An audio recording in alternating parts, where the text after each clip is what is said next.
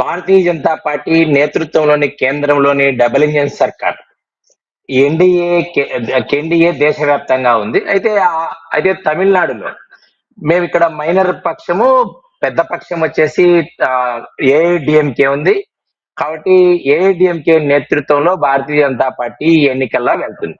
రానున్న ఎన్నికలలో Bharatiya Janata party, AIADMK, PMK, మిగతా పక్షాలన్నీ కలిపి స్టాలిన్ ప్రభుత్వ అవినీతి అక్రమాలకు గడిచిన 2021 నుంచి ఉన్న ప్రభుత్వాన్ని కూలదోసి ఎన్డీఏ ప్రభుత్వం డబుల్ ఇంజిన్ సర్కార్ తమిళనాడులో రాబోతుంది. కారణం ఏంటంటే గడిచిన 5 సంవత్సరాలుగా తమిళనాడులోని ఒక రాక్షస పాలన సాగింది. అంటే లేని ద్రవిడ సిద్ధాంతాన్ని ముందుకు తీసుకురావడం, కావలసినప్పుడల్లా వాళ్ళు హిందీకి వ్యతిరేకంగా ఉద్యమాలు చేయడం, కేంద్ర ప్రభుత్వానికి వ్యతిరేకంగా పనిచేయటం, ఎన్నికల సంఘాన్ని విమర్శించడం, సుప్రీంకోర్టు జడ్జీలను విమర్శించటం, గవర్నర్ను విమర్శించటం, వారి రాజకీయ అవసరాల కోసం భావోద్వేగాలను తమిళనాడును రెచ్చగొట్టే విధంగా, ఏదైతే రెచ్చగొడుతూ కాలం గడిపే విధంగా కేంద్ర ప్రభుత్వాన్ని జాతి వ్యతిరేక చర్యలను అన్నిటి కూడా తీసుకురావడం జరిగింది. వారి పరిపాలనలో కల్తీ మద్యం తాగి 64 మంది చనిపోయారు. లాకప్ డెత్లలో 24 మంది చనిపోయారు. వారి దగ్గర టాస్మాక్ అని ఒకటి తమిళనాడులో ఈ మద్యం సరఫరా అమ్మకం గురించి ఒక సంస్థ ఉంది. దీంట్లోనే 1000 కోట్ల రూపాయల వరకు కూడా 1000 కోట్ల రూపాయల అవినీతిలు జరిగి, దానికి సంబంధించిన మంత్రి సెంథిల్ బాలాజీ గారు, మా పార్టీ నాయకుడు అన్నామలయ్య గారు చేసిన పోరాట కారణంగా వారు జైలుకి వెళ్లారు. జైల్లో ఉండి మంత్రి పదవిని కూడా బెడ్ మీద నుంచే చేశారు. ఇది డిఎంకే ప్రభుత్వం యొక్క అవినీతి.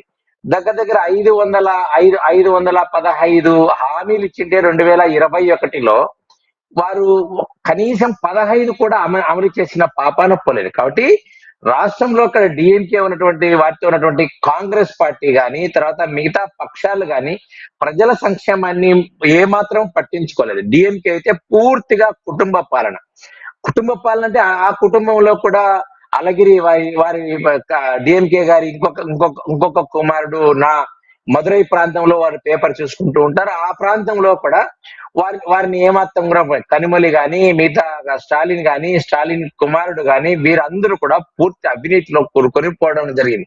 అదేవిధంగా కాంగ్రెస్ పార్టీ యొక్క ఒక ద్వంద్వ వైఖరి ఈ దేశంలో ఏ విధంగా పనిచేస్తుందని చెప్పడానికి తమిళనాడు ఎన్నికలే చాలా ఉదాహరణ.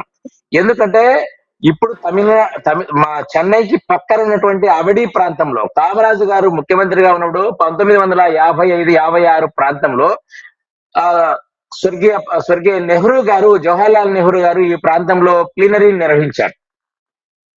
నిర్వహించిన సందర్భంలో మాది జాతీయవాద ప్రభుత్వము, తర్వాత ఇక్కడ పరిశ్రమలన్నీ ఏర్పాటు చేస్తాం, దేశానికి దిశ నిర్దేశం చేసేది ఈ చెన్నై ప్రాంతం అని చెప్పుకొచ్చిన పార్టీ ఈ రోజు గడిచిన 21 సంవత్సరాలుగా డిఎంకేతో అంట కాగుతూ తక్కువ ఓట్లు వచ్చినప్పటికీ కూడా మాకు ఈ ప్రాంతంలో ఒక తోక పార్టీగా ఉంటూ తప్పుడు హామీలను ఇస్తూ ఇంకొక విషయం కూడా చెప్పాలి. ఇక్కడ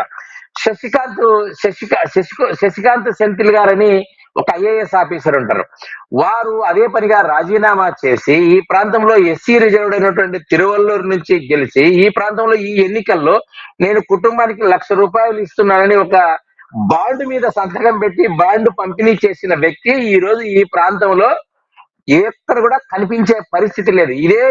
ఇదే ఐఏఎస్ ఆఫీసరు కాంగ్రెస్ పార్టీకి అనుకూలంగా వార్ రూమ్లు ఏర్పాటు చేసి సోషల్ మీడియాలో స్ట్రాటజీ టూల్ కిట్లు పంపిణీ చేస్తూ దేశానికి వ్యతిరేకంగా పనిచేస్తూ, అదే విధంగా మనకు ఏదైతే కర్ణాటకలో వివాదమైనటువంటి మంజునాథ స్వామి టెంపుల్లో ఏదైతే శవాలు దొరికాయి గుట్టలుగానే చేసినట్టు దానికి ఒక కుట్రపూరితంగా వీడియోను తయారు చేసి బీబీసీ లాంటి సంస్థలను వాడుకొని తయారు చేసినటువంటి పార్టీలు. కాబట్టి ఇటువంటి పార్టీలు ఇప్పుడు సెక్యులర్ ప్రోగ్రెసివ్ అలయన్స్ అని మీకు వీళ్ళు తమిళనాడులో ఏర్పడే వీళ్ళు ప్రజలకు ఏం సమాధానం చెప్తారు?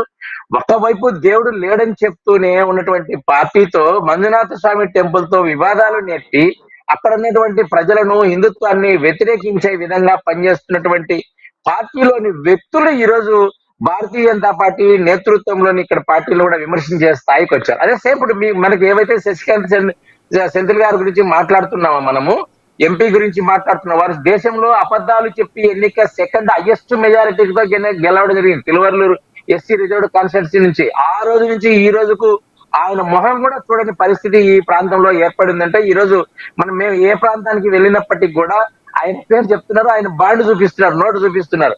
ఇది హామీ ఇచ్చారని. ఆ తర్వాత అడిగితే అంటారంట రాహుల్ గాంధీ గారు ప్రధానమంత్రి కాలేదని. కాబట్టి ఇటువంటి విషయాలు, చాలా విషయాలు ఈ గడిచిన 5 ఓకే. సంవత్సరాల్లో చాలా చైతన్యవంతులు తమిళనాడులోని ప్రజలు. మీకు 5,64,00,000 మంది ఈరోజు చాలా చైతన్యవంతమైన ప్రజలు. ఈరోజు నరేంద్ర మోడీ గారు గాని, నరేంద్ర మోడీ గారి ప్రభుత్వాన్ని గాని, డబుల్ ఇంజిన్ సర్కార్ గాని ప్రజలు ఈ ద్రవిడ వాదము, హిందీ వ్యతిరేక వాదము, తర్వాత దేవుడు లేడనే విధానము, బ్రాహ్మణులకు వ్యతిరేక కార్యక్రమాలు ఇవన్నీ వదిలేశారు.